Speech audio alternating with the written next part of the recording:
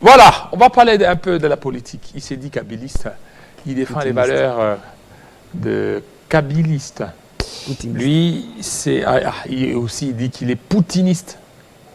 Poutiniste. Similaire Kanda. Merci. Merci à Télé 50 et merci aux téléspectateurs qui sont en train de nous suivre. Voilà. Similaire Kanda. Processus électoral. Ouais. Demain, la convocation de l'électorat pour la présidentielle. Vous êtes déçus, vous n'êtes pas fait enrôler et vous voyez que les élections seront organisées. Bon, il faut dire juste, essayer un peu de comprendre un peu le processus électoral. J'ai aimé beaucoup la citation de Ibrahim Traoré qui dit ceci: à quoi ça sert des élections si les dirigeants ne font pas la volonté du peuple? Mais il faudra ajouter aussi, à quoi ça sert un processus électoral si le peuple ne s'y reconnaît pas ou ne se retrouve pas dedans? Avoir choisi la voie de briser la majorité parlementaire qui était un acquis pour les FCC, c'est de là où tout a commencé. Et on a commencé par ignorer le poids politique du FCC et le poids politique du PPRD. C'est là où on a piégé en fait le processus électoral jusqu'à aujourd'hui. On a coopté, on a acheté, on a intimidé à tel point que les faibles n'ont pas pu résister, parce que Kabila nous a appelés nous tous à la résistance. On peut suivre cette voie. La conséquence est qu'aujourd'hui, vous savez vous-même que les élections de 2018, malgré tout que le PPRD avait plusieurs raisons de pouvoir contester les résultats, au nom de la paix, le PPRD a refusé de contester le processus, les résultats. Mais le PPRD a accepté de suivre l'alternance démocratique. Nous sommes allés dans l'alternance démocratique. Mais maintenant, le régime en place oublie qu'il existe des passifs qui ne sont pas bons, qu'on devait élaguer en fait en ayant un processus électoral inclusif. Inclusif pour permettre à ceux que de ceux qui composent le Parlement.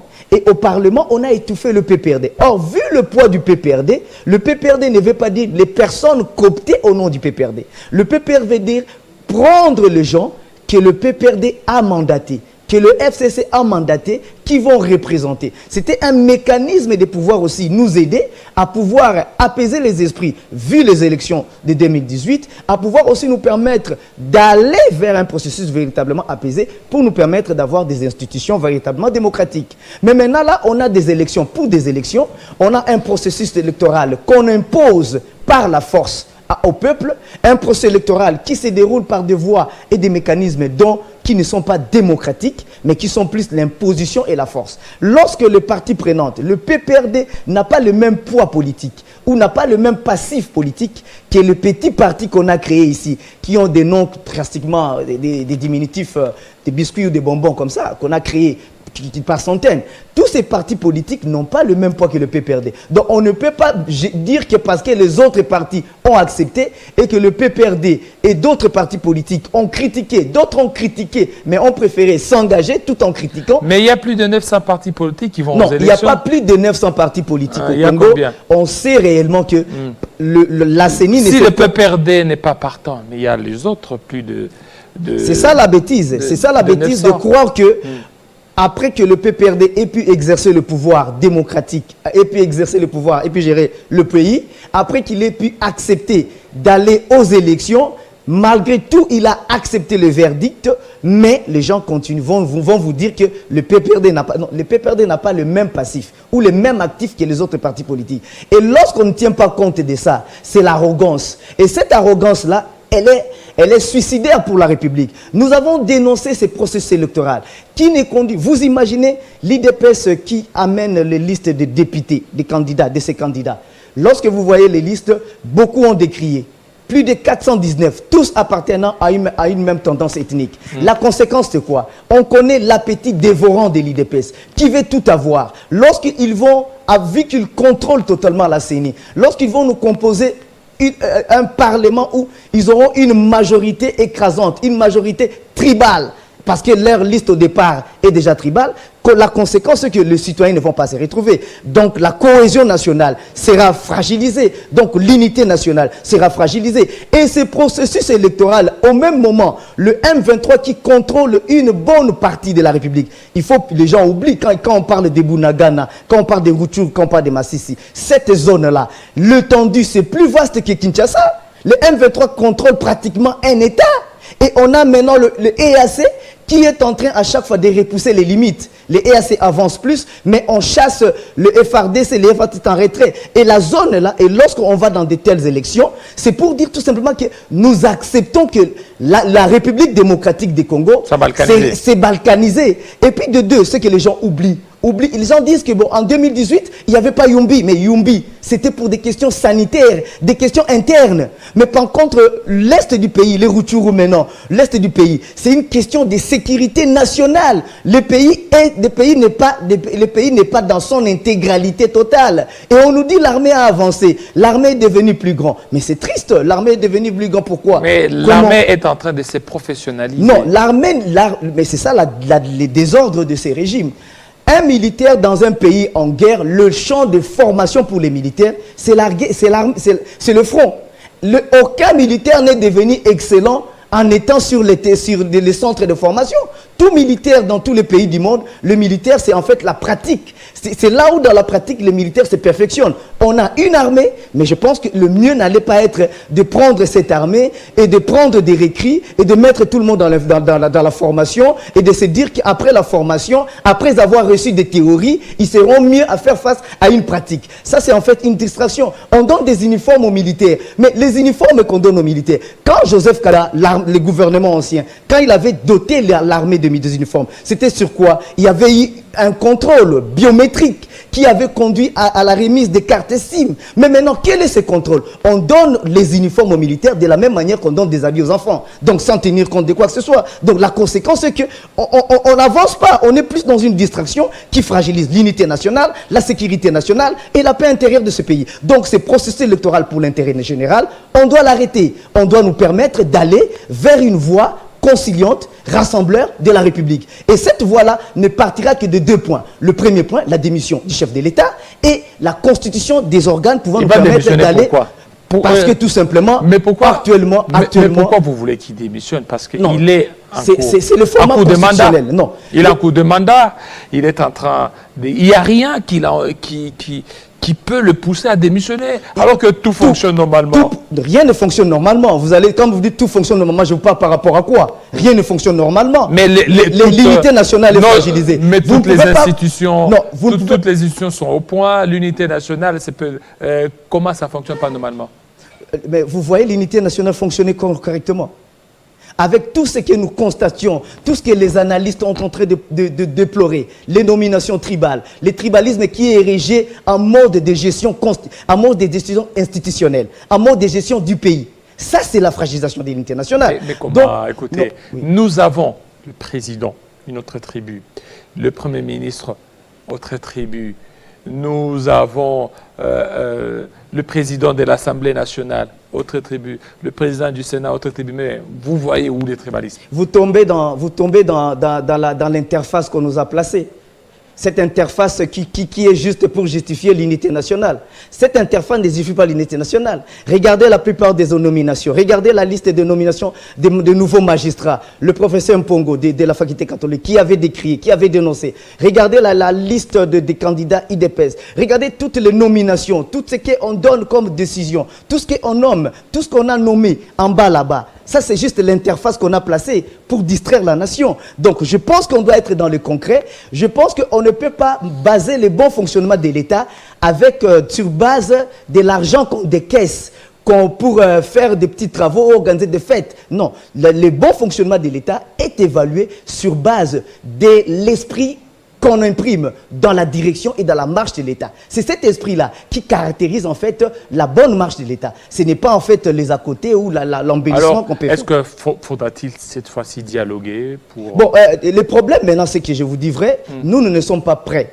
Le camp des résistants Vous n'êtes pas prêt à quoi? Pour à les dialoguer dialogues. ou Non, à aller aux élections? Non, nous sommes prêts pour les élections, mais pas pour les dialogues. Pourquoi d'abord? Oh. On ne peut pas, je m'excuse, Allez-y. on ne peut pas dialoguer avec ceux qui ont la réputation de ne rien respecter comme accord. Lorsque vous dites dialogue, on sous-entend que l'aboutissement serait un accord politique. Aujourd'hui, l'IDPS a ce qu'on appelle la réputation d'être une structure irrespectueuse des accords, irrespectueuse de la Constitution, irrespectueuse des engagements et des principes d'un État de droit. Alors, avec de tels gens, lorsque vous vous engagez avec eux, il n'y a pas de garantie. Alors, la meilleure garantie serait que, comme le chef de l'État a brillé plus par le non-respect de plusieurs textes légaux et par le non-respect de plusieurs mécanismes d'État opérationnels permettant à la République d'être un État véritablement démocratique et incubateur de tous les Congos, en ce moment-là, il est important qu'il démissionne pour permettre aux Congolais de pouvoir se refaire leurs frais dans le sens de pouvoir réfléchir mieux, avoir des accords entre les Congolais et pouvoir mieux respecter. Vous vous êtes pas fait enrôler. Non, le PPRD a appelé ses militants à ne pas se faire enrôler. Le FCC aussi. Maintenant, vous êtes prêts à aller aux élections. Quand vous dites que le PPRD, le FCC a appelé les gens à ne pas s'enrôler, ça c'est un mensonge. Ça c'est une façon de mentir. Le PPRD, le FCC ont décrié le processus électoral, ont relevé des incohérences, ont dénoncé le fait que nous avons des cartes d'électeurs qui s'effacent. On vous dit d'aller, c'était un processus compliqué. Plusieurs Congolais ont eu du mal à s'enrôler parce que tout simplement les machines étaient défectueuses, de mauvaise qualité. Tout simplement le PPRD et le FCC ont dénoncé un processus électoral chaotique. Lorsqu'on dénonce un processus électoral chaotique, ce n'est pas un appel au refus d'enrôlement. C'est la confusion que les autres ont témoigné. Oui, mais est-ce que ceux du FCC qui sont restés fidèles et du PPRD, ils ne se sont pas fait enrôler? Bon, je pense que ce n'est pas ça. L'enrôlement en soi, c'est l'acceptation, c'est le choix individuel de chaque personne.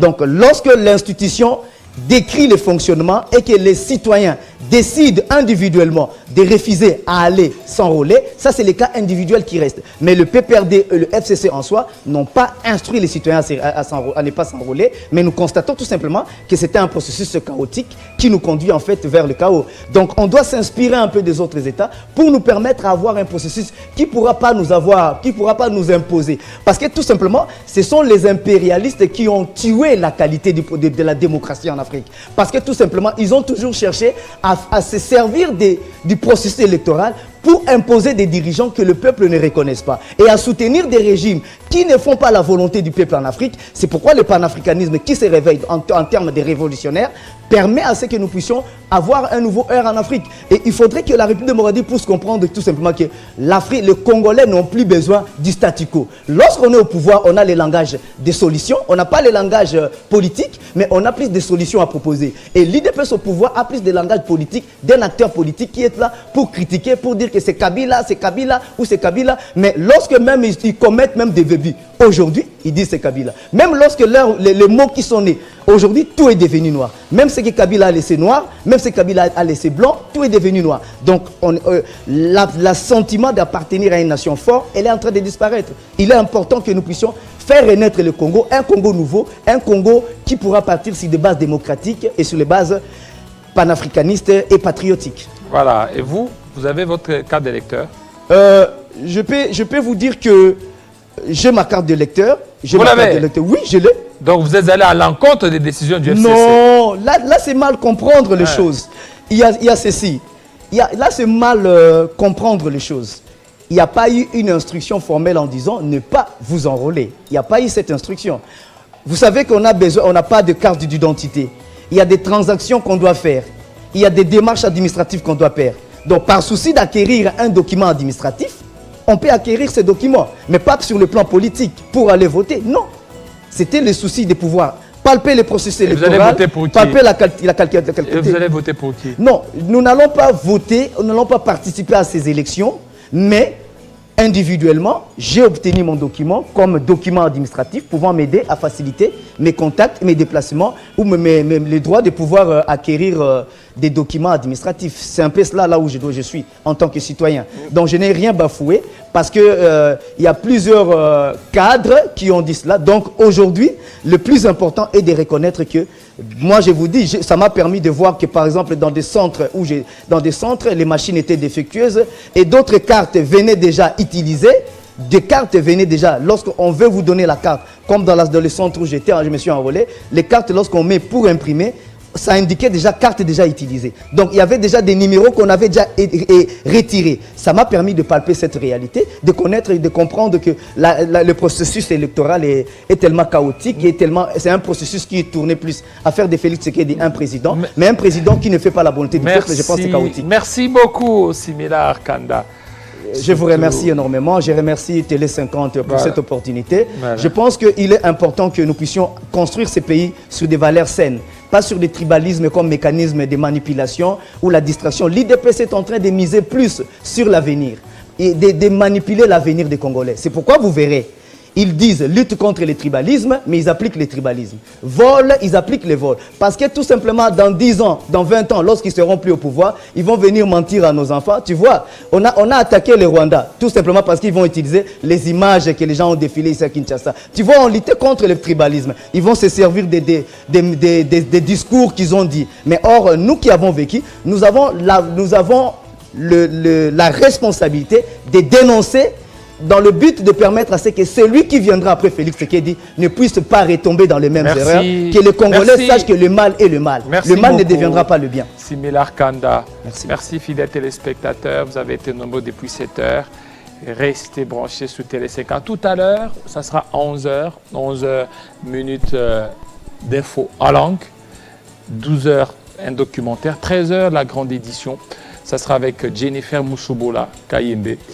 À 14h, une autre édition, 15h, autre édition, 16h, un magazine, 18h, retrouvez Jean-David dans Kinshasa Direct, 19h, la grande édition.